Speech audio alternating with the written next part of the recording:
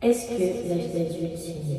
C'est une phrase qu'on entend assez souvent, que ce soit sur internet, dans notre entourage ou vraiment par des personnes qui ont eu plus d'expérience dans la vie que nous. Je trouve que c'est un concept assez étrange parce que quand on était petit, on rêvait d'être adulte.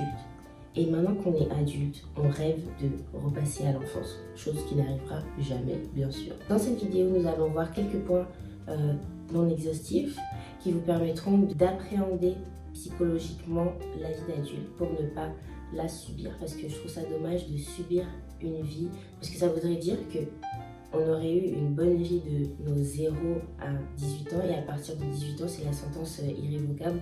On est malheureux jusqu'à la fin de notre vie. Ouais, toi aussi tu trouves ça étrange, n'est-ce pas? Moi aussi. Il y a juste certains principes avec lesquels il faut être habitué et les avoir intégrés pour se dire que oui, c'est normal. Et après, pas tout va mieux, mais mentalement c'est déjà mieux. Ça, on absorbe un peu mieux le choc. En fait, c'est comme être d'accord avec le fait que l'eau ça mouille, le feu ça brûle. C'est un concept clair, tout le monde est d'accord avec ça. Mais pareil pour ces certains principes que je vais donner juste après. Donc, on va voir ça maintenant. Let's go! Et oui, qui dit vie d'adulte dit responsabilité. Ça, c'est indéniable. Les deux font la paire. Ce qui revient souvent dans les plaintes de ces personnes-là qui veulent retourner à l'enfance, c'est que lorsqu'elles arrivent à l'âge adulte, elles découvrent, pas forcément elles découvrent parce que au vu de la vie de chacun, certains ont eu plus de responsabilités dans l'enfance que d'autres, etc. Mais c'est vraiment le mot responsabilité qui assomme un peu tout le monde dans la vie d'adulte. La chose vraiment marquante de l'âge adulte, c'est les responsabilités. Donc les responsabilités, voilà, on ne peut pas tous les lister, chacun a sa vie, chacun a ses batailles, etc. Donc les responsabilités vont de pair avec chacun, mais en tout cas ce qui est sûr pour la majorité des personnes, les responsabilités que nous avons en commun, c'est déjà prendre soin de soi-même, parce que nous avons la responsabilité de notre propre personne, ce qui est déjà une grosse charge, payer un loyer ou une maison, avoir un travail, manger, être en bonne santé. Après, santé mentale, je dirais pas que c'est pour tout le monde parce que tout le monde n'en a pas vraiment conscience. Je vous dis, je suis choquée des gens qui vivent au jour le jour, vraiment juste comme ça mentalement, ils vivent leurs émotions. Aujourd'hui, je suis triste, demain, je suis fâchée, etc. Mais ils font pas un réel travail dessus. Mais bon, c'était juste une parenthèse. Donc, mentalement, je ne mettrai pas ça en responsabilité. Donc, ceux qui ont des enfants, ceux qui sont mariés, un entourage, des parents, etc. Donc, vraiment, les responsabilités peuvent venir de partout, partout, partout. Et voilà. Parce que quand on est enfant, on veut être adulte justement pour faire tout ce qu'on veut. Tu vois, quand tu étais petit, tu voulais faire quelque chose et tes parents ils te disaient non, fais pas ça, fais pas ci, fais pas ça. En fait, on avait plein de règles autour de nous, ce qui voulait dire qu'on voulait être adulte. Parce que pour nous, être adulte égale liberté. Tu fais tout ce que tu veux, t'as personne au-dessus de toi, mais mon œil, parce que il y a des hiérarchies un peu partout quand tu vas au travail, dans la rue, etc. Enfin, on est assez encadré et c'est pas forcément une mauvaise chose. Et puis quand on est enfant, on n'a pas de responsabilité. Papa et maman font tout, normalement. Voilà, papa et maman font tout, t'as pas besoin d'aller chercher à manger. J'allais dire, comme à l'âge de pierre, t'as pas besoin d'aller chasser le gibier pour toi-même, mais voilà, c'est un peu la métaphore. Mais t'as pas besoin, en fait, tu te laisses vivre, tu te laisses porter, t'as des instructions, on te dit va là-bas, fais ci, fais ça. Et puis quand t'arrives à l'âge adulte, bah, t'es confronté au monde. Tu dois faire tes choix, tu dois faire tes preuves, tu dois faire tes marques, tu dois... Hein? Voilà, ça ne s'arrête pas. Ouais, je suis désolée de te l'annoncer. Tu vas devoir faire face aux responsabilités que tu rencontreras au cours de la vie.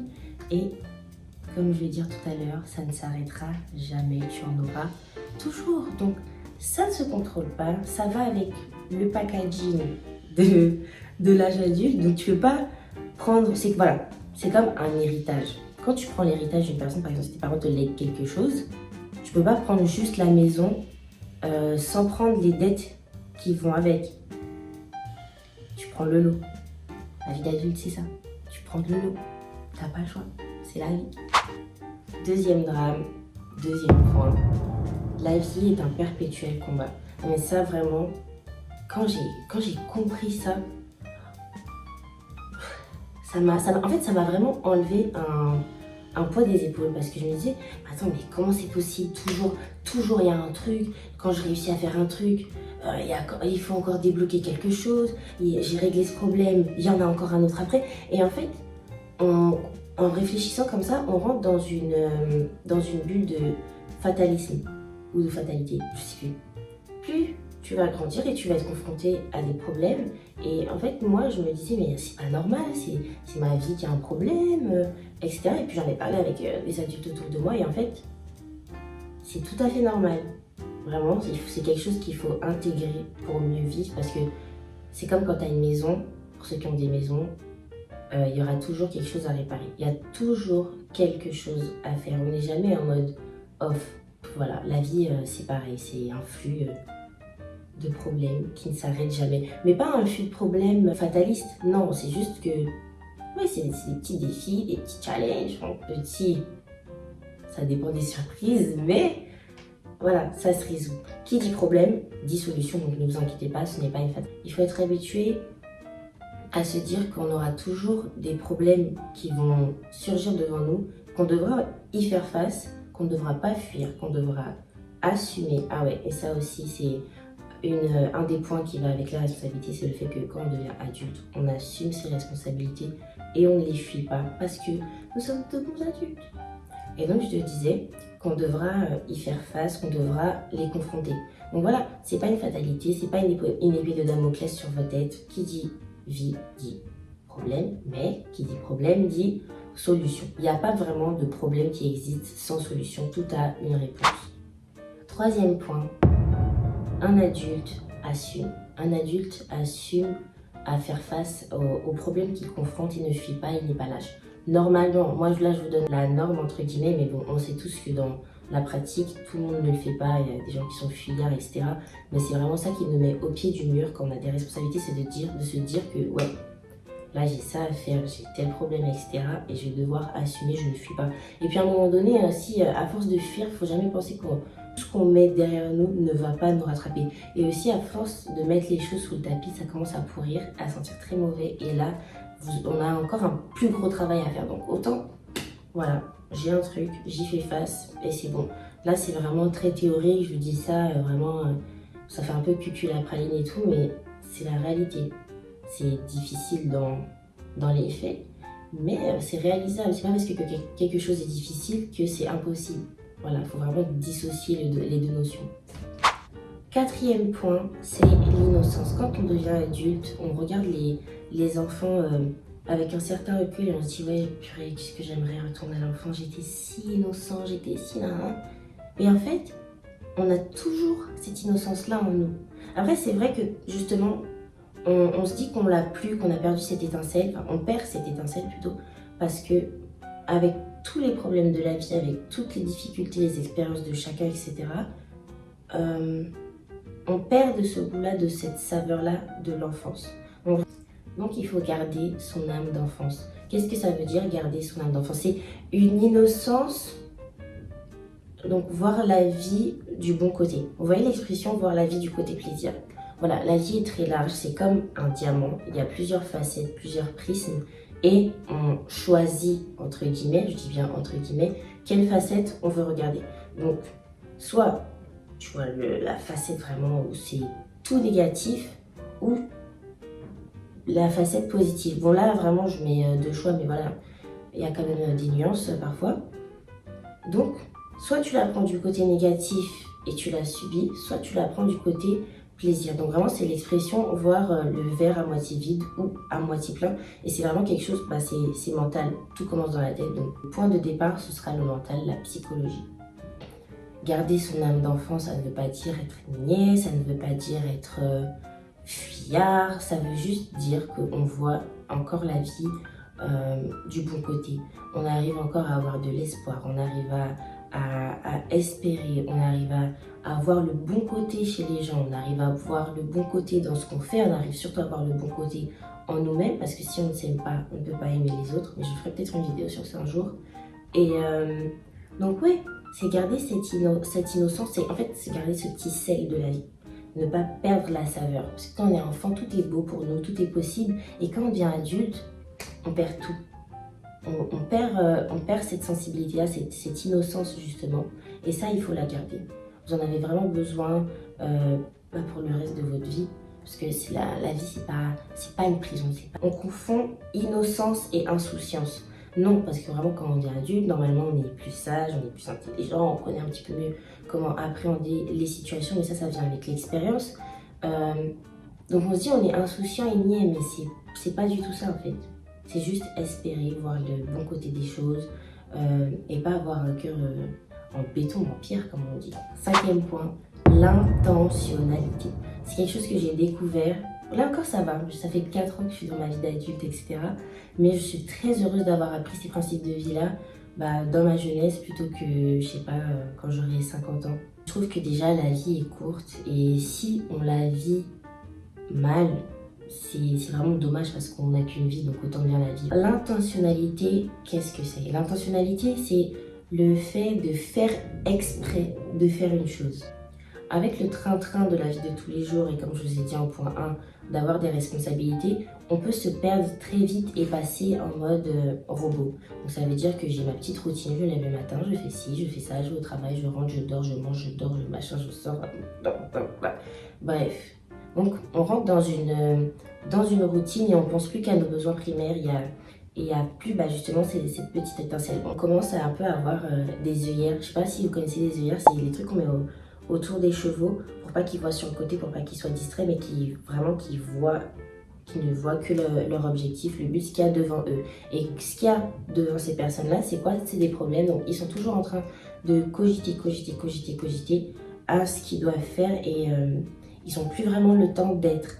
Sauf que quand on est comme ça, on est en mode automatique, on ne contrôle plus rien. Alors ça, c'est ce qu'il faut dire, on ne contrôle plus rien. Qui contrôle? La vie, les événements. Mais vous voyez que les choses, le cours de la vie, il est aléatoire. Donc ça veut dire qu'en fait, on va commencer à rentrer dans une vie qui n'a pas de forme et qui bouge au gré du vent. Donc voilà, on va à gauche, on va à droite, etc. On se laisse vraiment porter par le courant, donc qu'il soit calme, qu'il soit agité.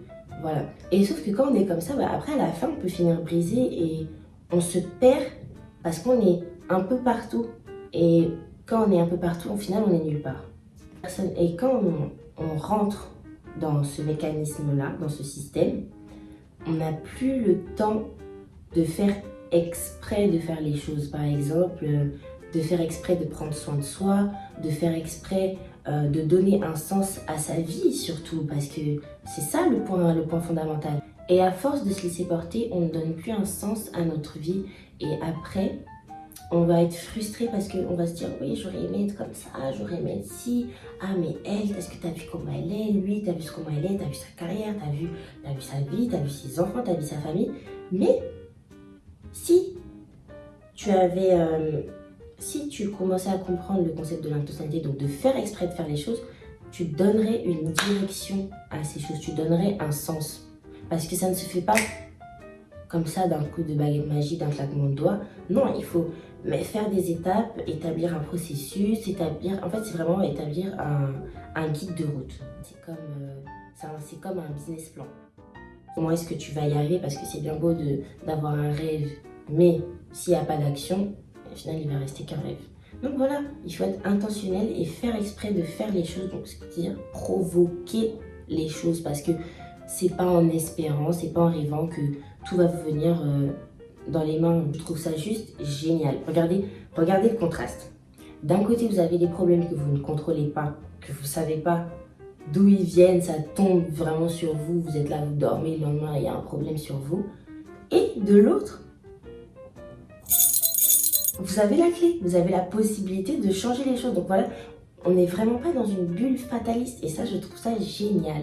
Un côté, je ne contrôle pas, de l'autre côté, je contrôle. Donc la chose que je ne contrôle pas, je peux venir la désamorcer. Je n'anticipe pas sa venue, mais je peux la faire partir et ça, c'est génial. Vraiment, là, je vous le dis avec le sourire, je sais que dans la pratique, ça peut être très compliqué, ça peut être... c'est différent aussi au niveau des choses que vous affrontez dans la vie. Je vous souhaite vraiment beaucoup de courage, mais ne perdez pas espoir parce que tout n'est pas une fatalité. Vous pouvez renverser les choses, vous en avez la faculté parce que vous êtes vous-même le maître de votre vie. Vous êtes le dessinateur de votre vie. Donc, donnez-lui une forme, c'est votre cahier. Dessinez ce que vous voulez. Enfin, ce que vous voulez. Moi, je suis pas trop partisan de ce parti. parce que des fois on veut des choses, mais c'est vraiment du n'importe quoi. Hein. Ce que je pourrais vous conseiller, c'est de trouver le sens de votre vie, pourquoi est-ce que Dieu vous a créé, etc. Je sais que c'est une question existentielle qui frappe beaucoup de personnes, mais quand je vous dis que c'est possible de l'atteindre, c'est que c'est vrai. Donc, être organisé, c'est mon dernier point. C'est la suite logique de l'intentionnalité. Parce que vous allez justement faire exprès de faire des choses. On sort de ce côté-là de la vie qu'on subissait, du courant, etc. On commence à reprendre en main le volant de la vie, etc. Et donc, il faut s'organiser. Il faut savoir que là, aujourd'hui, là, je dois passer la deuxième vitesse, troisième vitesse, je freine, je mets clignotant, nanana. Voilà. Donc, la petite voiture de votre vie, conduisez-la bien. Ce qui est vraiment dommage quand on pense comme ça, c'est qu'on limite la vie, à une période. Et maintenant qu'on est dans ce nouveau chapitre, ça voudrait dire que tout s'arrête. Et c'est l'automne, désolée pour ceux qui aiment l'automne, c'est l'automne, perpétuellement tout meurt et c'est fini. Alors qu'il y a tellement de bonnes choses à voir, il y a encore une suite en fait. Tous les jours, en fait, on doit vivre dans l'optique que demain est meilleur. Parce que en fait, voilà, même le principe du prime, ça voudrait dire que mon meilleur moi est derrière et du coup, aujourd'hui, je suis un déchet, enfin, je suis nulle. Non, en fait, tous les jours, chaque jour de ma vie, je suis censée m'améliorer, j'ai encore de bonnes choses à voir, j'ai encore plein de choses à découvrir, donc je vois pas pourquoi je vais limiter ma vie à me dire que ouais là ça y est, je suis dans la vie d'adulte, maintenant tous les plaisirs de la vie c'est fini. Pourquoi penser comme ça? Vraiment, c'est vraiment triste. C'est la fin de notre vidéo, n'hésite pas à me laisser un commentaire, de liker cette vidéo et de t'abonner à ma chaîne YouTube et aussi à ma page Instagram et surtout de me dire en commentaire toi quels sont les principes qui t'ont aidé à mieux vivre ta vie d'adulte, qu'est-ce qui te faisait peur, etc. Enfin, discutons. Voilà, à une prochaine et je vous souhaite beaucoup de courage. N'oubliez pas que ce n'est pas une fatalité. Difficulté ne veut pas dire impossibilité. Ciao!